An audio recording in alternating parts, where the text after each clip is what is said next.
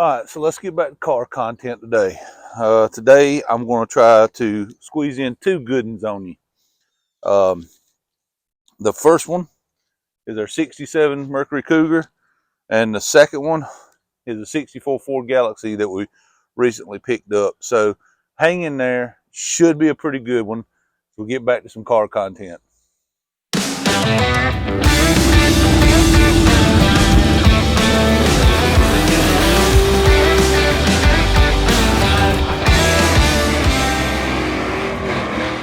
I'd say it's a nut job.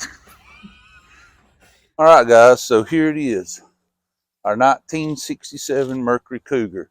Now, if you're a long-time viewer of the channel, you've seen this car a bunch. Starting many years ago when we first went and picked it up. This car has been sitting here. We took it on Power Tour in 2023. Power Tour's first week of June, second week of June, something along those lines. We took it on Power Tour in 2023. It was the year it went. It's on the banner here. It was Atlanta, Columbia, Rockingham, Concord, or Charlotte, actually. It says Concord, though, and Bristol, Tennessee. We got home with it, and it's actually still packed from that Power Tour. It's just been sitting. Haven't done a thing to it. Now, I know that seems kind of weird, but I've got 10 cars to divide my time between, and well, some of them kind of get shuffled around and they have to make comebacks. Now, this one, of course, has been parked in our front yard on the side of the house, really, since 2023. And we had that little hurricane come through. Yeah, she needs a bath. I mean, this open scoop right here, yeah, leaves and sticks and yeah. So the top of the motor's covered in leaves and debris, and we got a lot of work to do. For the ones of you that are new here and have never seen this car, let me give you a quick, brief walk around of what this car is and why it is the way it is. This is the definition, 100% definition of old school, down and dirty hot rod build. And what I mean by that is this was not a big budget build. This was as close to being a true period correct 70s style, just beat on it and drive it kind of hot rod as you can get. I picked the body up actually right outside of Lake Lure. Ironically, and Lake Lure is Chimney Rock area and all is pretty much gone now, but this is where this car come from, and it was just a shell. So I picked this up. I'll go through the story as we clean the car up. I picked this car up actually to build for my mom. She was a child of the 70s, so she likes the big fats on the back, skinnies on the front, jacked up in the back. This is the style of car she grew up with. It's an easy look to achieve, honestly. Kragers, it all works. The transmission is just a C4 in it, and I'll get to the inside in a minute. This is literally a down and dirty, thrown together kind of hot rod. Some of the paint's even coming off right there. The power plant, let's get under the hood and look at it. Like I said, it's covered in sticks and leaves and stuff right now, but we'll get under the hood and look at it. Well, as you can see, she's a little nasty. The power plant in this thing is it's a 302 block. It's a 69, I think, block. I really don't remember. But again, keep in mind this thing had no drivetrain in it when I got it. So I didn't know exactly what engine I was going to put in it, and I got digging through some of my old stuff laying around, and I had a block. It was a 302 block, and it was going to need to be cleaned up. Now, here's the ironic part of having a bunch of acquaintances that are all race car guys. They all have old stuff laying around. So when I say this is as close to an old school down and dirty hot rod build as you can get, let me go through this. I had the block. I carried it to my local machine shop. And when I got down there, I knew it was going to be bored. So when I got down there, I talked to him about having it bored, decked, and lined honed. And he said, what are we going to use? Pistons, blah, blah, blah, and all that. And I said, well, I got to order some. He said, well, hold on. He said, I've got a set of forged 60 over pistons right over here out of a motor a guy brought me that he thought it was a virgin block and never been bored. And when we tore it down, it was already 60 over. He said, the pistons are fine. He said, we're just going to scrap everything because we're going to start over. I was like, okay, so what do you want for the pistons? He said, you can have them. We're just going to scrap them. I was like, all right, bore this to fit those pistons. So the block is 60 over. And let me, before, I'm going to go ahead and just kind of toss a myth to the side right now. There's people out there that swore up and down. I mean, got fighting mad over the fact that I was going to bore a 302 60 over. You cannot do that. It'll run hot. You'll never be able to get it run well. We literally drove this thing, I think it was 1,500 miles, 1,800 miles, something like that. Never got over 180 degrees. This thing ran like a champ the entire time. 180 degrees. There's no fan here. It's got a little bitty 14-inch auto parts store fan on the front of it. I'm talking like a $49 fan, not even a good fan. And this thing never even tried to run hot. So we're going to go ahead and toss that myth. So now we're into the same machine shop cost to have it bored, honed, decked, all that stuff. I don't even remember what it was now, what the number was on it, because it's been a couple of years ago or so, and I don't really remember the number, but I think it was a couple of $100 to bore it, maybe. I don't really remember. 150 to deck it, 150-ish to line hone it. $600-700 worth of machine shop work somewhere in there. I don't really remember, somewhere in there. But then brought it home, and a buddy of mine had a crank. It had already been turned and had bearings. He just gave it to me. He didn't need it. I bought the oil pan. I don't remember what the price was on the oil pan. It was just a stock replacement oil pan for this car, and I welded in a baffle and a door in it, so it's like a good Moroso pan, but it's not. This intake is an intake I had laying around that I'd picked up at a swap meet for nearly nothing. It's actually a Torker 2, Elderbrock Torker 2 intake. The heads on this thing, a buddy of ours was building a car, and I think he had some issues, or I'm trying to remember the details as I'm going. I tell you what, he was moving. That's what it was. He was moving and couldn't take everything with him. And he cut me a good deal on his heads. I think I give him a couple of $100 for these heads. These are actually 289 hypo heads. So they got pretty decent compression.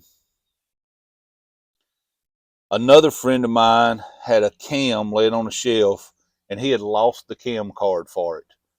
We don't even know what this cam is. Now, I'm not recommending you do that because there's some things you got to figure out with springs and all that. But he didn't even know what this cam is. We don't know what it is. Put it in there. These headers were on Marketplace. They're long tube headers. It was actually made for a Cougar. Ironically, finding something for a Cougar. Of course, we've got the Summit brand knockoff MSD box in here. Got a belt drive system on it. It's just an old school build, and I'm thinking we have probably $1,200-ish in the whole motor, and this thing is rowdy. Uh, don't know what it is, don't know how much power it makes, don't know nothing about it, but she is a rowdy motor. With those old big hard tires on the back of it, you can't stomp it to the floor at a stop sign or anything, because it'll just smoke tires till you decide to let off of it. It's insane the little bit of power this thing got. Now it still has the 80-inch rear end in the back, of course, and we can't forget our Edelbrock VRS carburetor. That's an 850 right there, and then you can see all the leaves and everything from the storm. Now this stuff right here is when we was on Power Tour.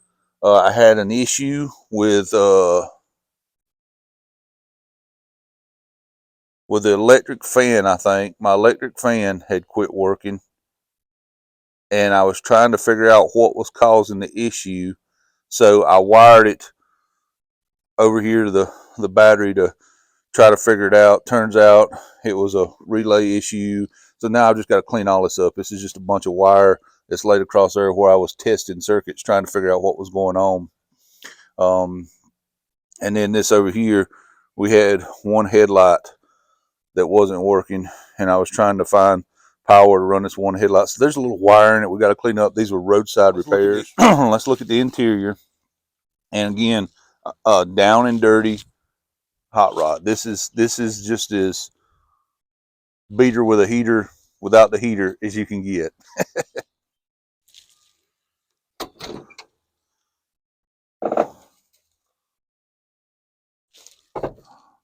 We have a old tack on top of the steering column here. We got a couple of gauges right down there. The old slap shifter here. Put the center console back in. Had to notch it a little bit for this shifter.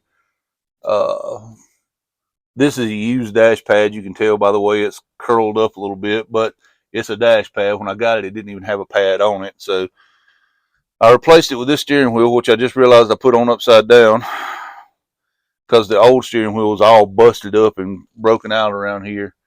And for the rest of it, it's just a good old car. It's still piled full of stuff from Power Tour. And people ask me what these seats come out of. I have no idea. They were in this shell when I got it, so I have no idea what they come out of. I have gotten some of the stuff out. Look at all the leaves and stuff. I got to clean all this out before it causes problems. But some of the stuff we carried on Power Tour with us is still in here. Old jack, and I don't know what and all is in here. Plug wire parts, and of course zip ties, lug nuts, I don't know, fuel lines, some transmission fluid, a funnel, all kinds of stuff in here that I've dug through and got some of it out as I needed it, but a lot of stuff has just stayed packed in here.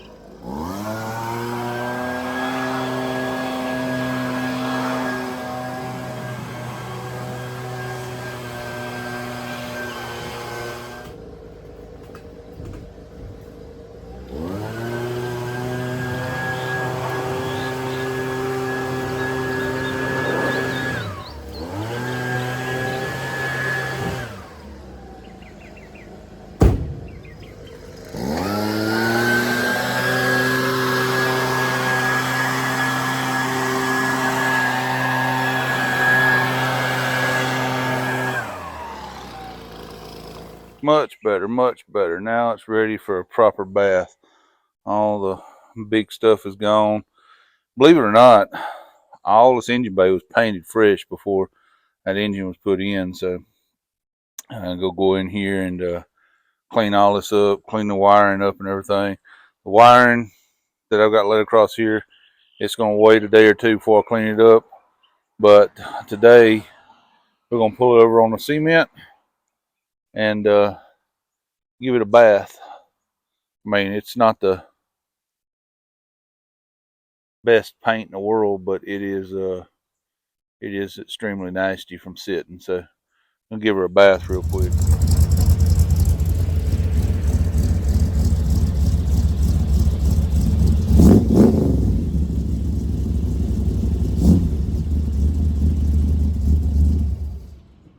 All right, there she is, washed up, cleaned up, as best I can anyway. Really need to do a little sanding, a little body work on it, and put a little paint on it. But at the end of the day, does it still have the same appeal if it's got really nice paint on it? You know what I mean? It cleans up pretty good, as good as that old paint can clean up. And there's paint, there's places, I don't know if you can see them, like right underneath there and right around the wheel well, and on the other side, right around the door, that there's just this paint flaking off the car. So yeah, it's gonna need some paint. Up here on the fenders, chipped off, and that's some kind of weird stain that won't come off, probably from something I laid on the hood or fender. But there she is, cleaned up and ready for the next step. Okay, so what's next for the Cougar? Well, here's what I've got in mind. It's not exactly what I wanted to do, but we're doing the drive and drag. It's called Street and Yeet, and it's in like 3 weeks, I think. The plan had been and was always to take the Galaxie, the white Galaxie Legacy, and run in the stick shift class. That was always the plan. The plan had never changed. Through the course of, so you understand where I'm coming from when I say time, it kind of ran out on me, is I don't really have a bunch of money. I don't have a budget really at all to work on these things with. So I use what little bit of money comes from YouTube and things of that nature to put in those vehicles. Well, I have to wait on that money to come. You know what I'm saying? So when I say time got thin on me, it just means that uh, getting the money to come in and then ordering the parts and waiting on the parts to come in, that's more time. So time kind of is running out on me to get that car done. I still need a few parts, and I don't really have the funds to get to those parts in time. At least I don't think I do. Now, I haven't given up on Legacy because I still would like to run the stick shift class. I believe that car is capable of winning that class. I believe it has it in it. Based off last year's times it was ran, I know everybody shows up, everybody's a little faster than it was before, but based off last year's times, I'm looking at what the car has ran in the past, knowing what this new motor should do. It should be super competitive. It should really be a nail biter with that car. But I believe it can do it. But I'm a realist, and I know don't think I'm going to have time. And even if I do have time, will I be able to test the car or drive the car before to see what bugs need to be worked out? Because it's got to be street. It's got to be reliable on the street at the same time, right? So my plan B is the Cougar. Unfortunately, it's one of the only vehicles that I own that's an automatic. I don't really do automatics. It's one of the only ones that I own. The wagon's a stick shift. Jeep over a stick shift, the Mustang stick shift, the Galaxie's a stick shift. It's one of the only vehicles. Ramp truck is a stick shift. I wonder if I could run the ramp truck. I think a little nitrous on a ramp truck, that would be interesting. No, never mind. Stop trying to encourage me to do stupid stuff. I think what we're going to do is take the Cougar and run it in a class they call Dial Your Own Yeet. Now, Dial Your Own Yeet may be the best suit for this car because this car is quick. It's really rowdy, but let's face it, it's not a race car. So dial your own yeet. Think of a bracket race that's not a bracket race. Okay, this is how it works. You think you know an ET your car will run. Doesn't matter if it's 5 seconds or if it's 8 seconds or whatever. You know a time you think your car will run. And say you think your car will run 8:50. That's your time. Now, you just go out and race. You just send your car down the track. At each track, you get your time slip, you turn it in. What it runs is what it runs. You just get your time slip, turn it in. And at the end of the week, they average your time slips and get you an average time. And the person that is the closest to what they dialed in, if you will, is the one that would win. So if you say your car run 850 and you run a 851 one day and 850 the next day or 840 the next day, whatever, they'll average all of them together and they'll look at how close was you to that. There is no breakouts or anything like that. It's just how close. And you may have been a tenth off, maybe your average. Well, the next guy, he may have been a little better at dealing with his stuff than you are, and he may be a half a tenth off. And not that I think it'll ever happen, but there may be some guy that's dead nuts on, and he goes, "Yep, I know exactly what my car run. It's that consistent. I know it'll run a 799 every time." So he dials in a 799, and he ends up running 799 every race, and he gets zero. He's perfect. Of course, he's going to win. If two people have the same gap, same the same, they're off by the same amount. Say you're off a tenth, and you averaged you dialed in 850, and you averaged a 840 all week, or you averaged a 850 or whatever, or 860. You're tenth off. If there's another guy that dialed in 7.0 and he runs 7.10s or 6.90s or whatever, and he's a tenth off. The way they decide a tiebreaker is the fastest ET. That's the only time the ET actually matters in that class. The rest of the time, it's just how close can you get to what you dialed in. I'm terrible at that. I really am. But with a little luck, I'm going to change the tires on this car. I know what this car runs on the street, and it's pretty doggone consistent. It really is pretty consistent on the street. So I'm going to put some like some Mickey Thompson ETs or something on the back, something I can drive on and run on, and maybe take it to the track one night and just send it down the track and see how close it is to what it runs on the street, so I can get an idea. And that may be what we do with this car. I don't really like running stuff like that. I like running heads up stuff, like with the Galaxie. If I was going to run a stick class, it's just send it, and whoever has the best ET at the end of the week, average. So then the number actually really matters. And I honestly think that Galaxie is fast enough to be a heavy hitter, if not win the class. So it's something I want to do with the Galaxie, but at the same time, I want a viable plan B. So my options for a plan B were between the Cougar and the wagon. Now, I did take the wagon on drag week last year. The wagon's slow. I mean, it really is. But I think I could spray the wagon and make it a contender, which would be cool to see the wagon be a contender. At the end of the day, I built the wagon for my wife, and she said, absolutely not. You're not putting nitrous on my car.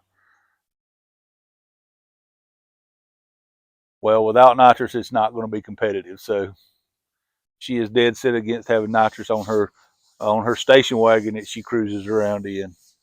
But you don't have to hit the button. People don't understand that, right? So that may be our plan B. The only other option we would have is the new Mustang, and honestly and truly, it's not fast enough to win that class either. And there's no tuning available on it, so I couldn't put nitrous or nothing like that on it because there's no way I could tune it. So It kind of stinks, but it is what it is. Now, I haven't given up on the Galaxie. It's just one of those things that kind of is what it is. Now, let's get the red Galaxie up here and give it a bath because we're taking it to a car show this weekend. All right, so we got the 64 up here on the ramp truck to give them both a bath, the ramp truck and the 64, because, like I said, probably going to take this combo to the car show this weekend, but a lot of folks had asked me about the details on this car. So I'll go over some of the details that are not sensitive about this car, and we'll talk about the differences between it and my 63 Galaxie we call Legacy. So we'll go over some details of this and talk about those things. But you don't need to see me wash two cars. You already seen me wash one car, so there's no reason for you to watch me wash a second car. So I'm gonna give this thing a quick bath. After I give it a quick bath, I'm gonna come back and we're gonna talk about this car, about what it is, and want your opinion on something that I'm kind of curious about. So hang in there. Let's get her a bath. All right, it's on half a bath. Let me explain. So everything's been washed except for the roof and the glass. And there's a reason behind that. If you haven't noticed, you can see how dirty the rear glass is. Check this out. If you haven't noticed, got all Lexan, where my white Galaxie, the 63, is all still actually got the glass in it. Because it's got Lexan, if you try to wash it, you're going to get the inside wet. And I do not want the inside to get wet because it's got all the electronics down here in the floor, and we don't want to get them wet.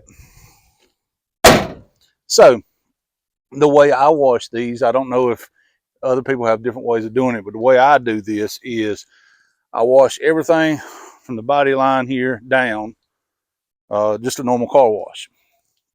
And of course the trunk lid, just a normal car wash. Just wash it like you normally would a car, spray it off with a hose.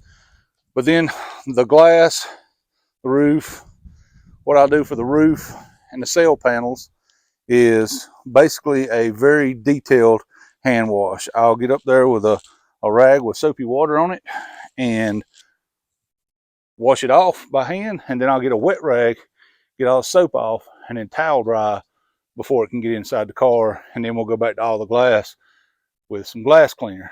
But before we do any of that, let's look at this car. A lot of people have asked questions about this car. What's the details on this car?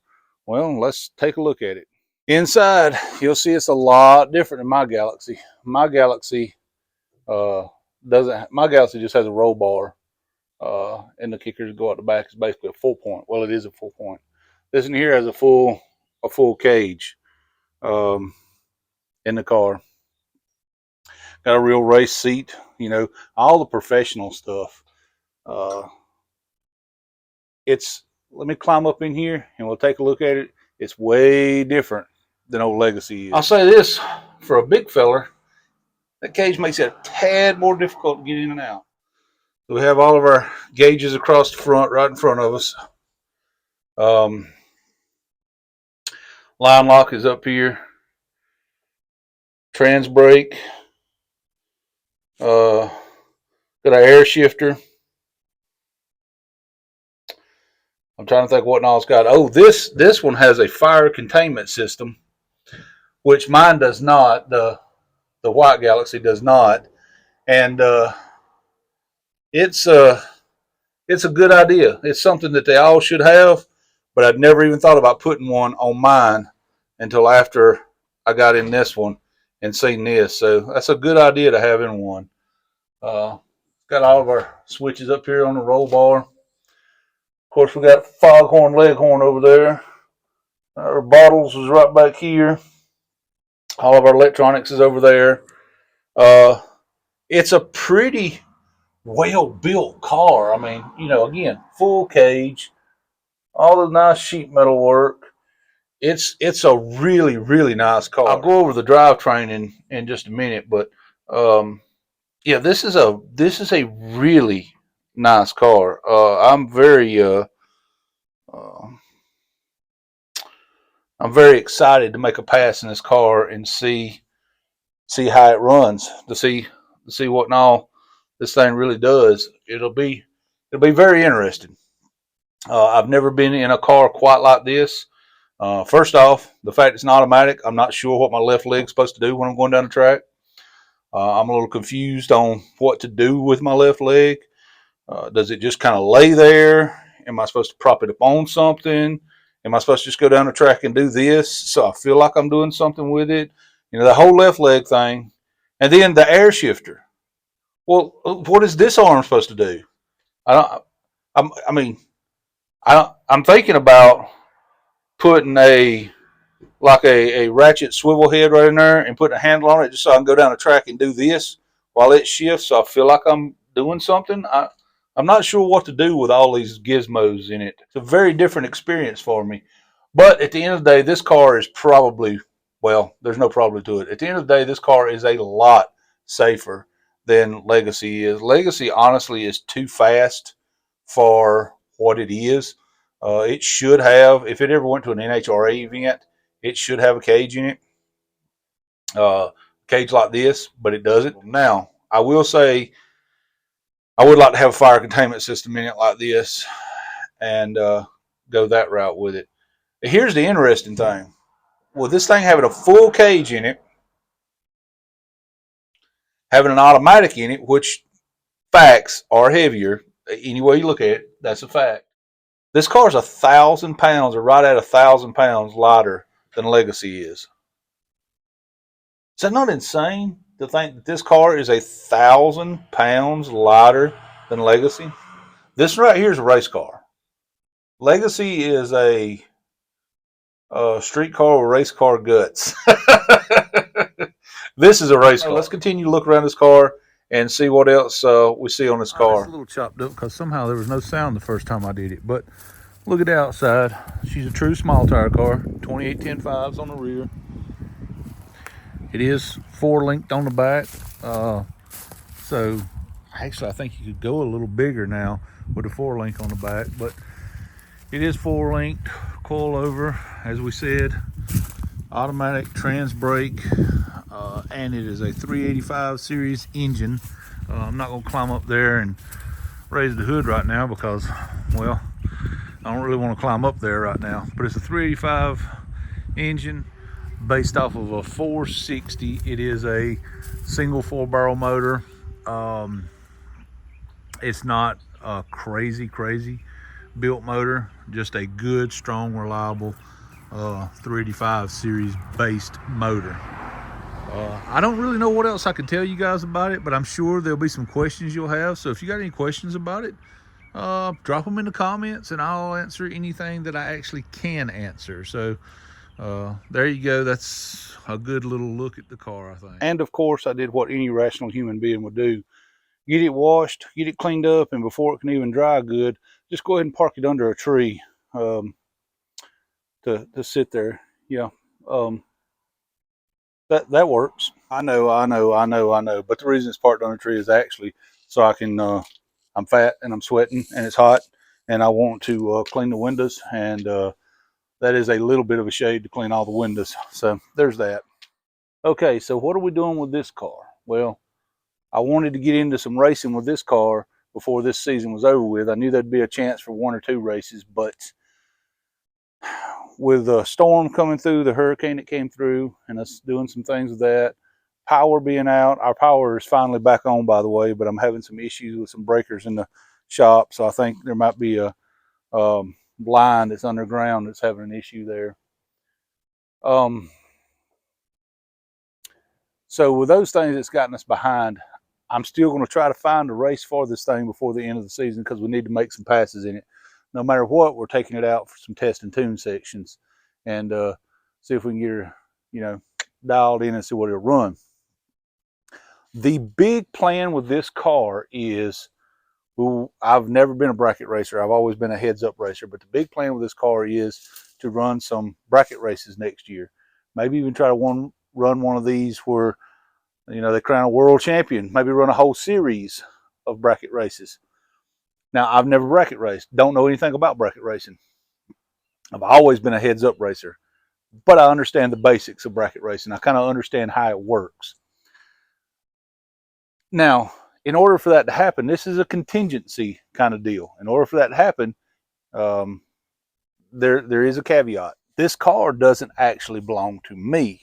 It belongs to my buddy Jeff over at Greasy's Garage, and you can check him out. He has a YouTube channel as well. Um, he's focusing on running his own business right now and don't have time to race the car. So this is kind of the deal that I made with him. And this is where you guys got to play a little part in this. So the deal is this. You've seen me advertise the Greasy's Garage soaps, the hand soaps and the wipes, and he makes a cream for you cracked up, busted up knuckles, all this stuff for people that are working with their hands, mechanics and things of that nature. All American made, all made right here in South Carolina. He come up with his own scent, everything. It's all his product, and the products are cheaper really than the stuff you buy at places like Summit and Jegs and all these places, O'Reilly's, whatever it may be, and they actually work better. I mean, I can genuinely say that I've used them. So if you guys are going to buy products anyway, I'd urge you to check out Greasy's Garage so we can shoot for a world championship in a bracket racing series, a whole new animal for me. But I would like to attempt that. And, well, that's largely contingent upon the people that watch. Now, don't worry, Legacy ain't went nowhere. Legacy's still here, and we're still going to be racing Legacy. But we're going to do more local stuff with Legacy. We're going to be running some no prep stuff with Legacy, fighting in these stick shift classes with it, and that's all going to be heads up racing, a completely different animal than what this car is set up for. So they are both still going to be running. They are both going to make several appearances. I would just like to run a bracket series with this one. Now, what series I'm going to run yet, I don't know. We're going to figure that out at the end of, once this season's officially over and there's nothing else to go do, that's when we're going to start figuring out what we're going to shoot for next year. If it's some series that a track puts on, if there's some kind of world series of bracket racing there may be, I don't know. If there is, maybe we'll attempt to go to do that. I don't know yet. But I do know that hopefully, Lord willing and the creek don't rise, next week, hopefully, we can get this car to the track and make a test pass in it and make sure everything still works, nut and bolt everything, make sure everything still works like it's supposed to, make sure the car still goes straight, all these things that it should do. Hopefully that's coming next week. Again, we are still struggling a little bit getting everything sorted out from the storms this past couple of weeks ago now. I guess it's been almost 2 weeks now. We're still getting some stuff straightened out. I just managed to clear my driveway going back to the shop so I could get a hold of this car. So there is still some stuff to do here. So we're trying to get this thing to the track next week. That is the goal. There's really no reason for us not to be able to do that unless we find something going over our nut and bolt check that, we have to get. But for the most part, we should be good to take this car and give it a little test next week. So y'all stay tuned for that. Until then, I'm going to throw a little ad in. Y'all check out Greasy's Garage and his products. And then, guys, we will see you on the next one. God bless you. Thank you so much for each and every one of you who subscribe. You don't realize how much it really means to me and my family, the people that subscribe and watch these videos. We just broke 9,000 subscribers. I don't even know what to say to that. It's just mind blowing to me. But y'all are rock stars. Y'all are heroes. Hang in there with us. God bless you. Hope the Lord bless you more today than He did yesterday. To Him be all the glory and life. And guys, we'll see you on the next. Guys, don't forget to go over and check out Greasy's Garage, and get you some of this soap. It's got a lot of products. This right here, I'm telling you, you will not regret. This soap right here is the best stuff I've ever used. I used to say it was that creamy stuff you got from Summit, but it don't hold a candle to this soap right here. This soap right here will take off anything on you. Look, I used to have freckles. See the freckles up here? They're gone down here. Takes everything off. All joking aside, this stuff smells great, works great, and it's not expensive. He also makes this stuff here called the Knuckle Buddy. You know, them old busted up, cracked up knuckles and stuff you get working outside, working with your hands, working on cars and all. This right here's the stuff now, I'm telling you, world famous Greasy's Garage Knuckle Buddy. That stuff's the bomb diggity. Greasy's Garage Mechanics Soap. America scented. You cannot beat that. It says right there, made in America. It's actually made right here in South Carolina. Scam me to make America greasy again. To make America greasy again. Listen, I'll put in a link in the description where you can go get your own products. Use code Bobby10 to get you a little discount.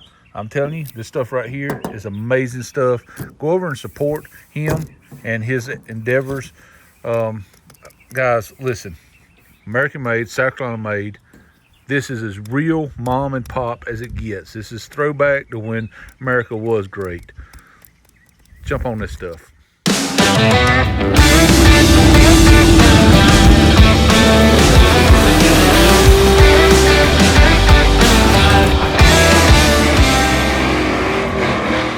I'd say he's a nut job.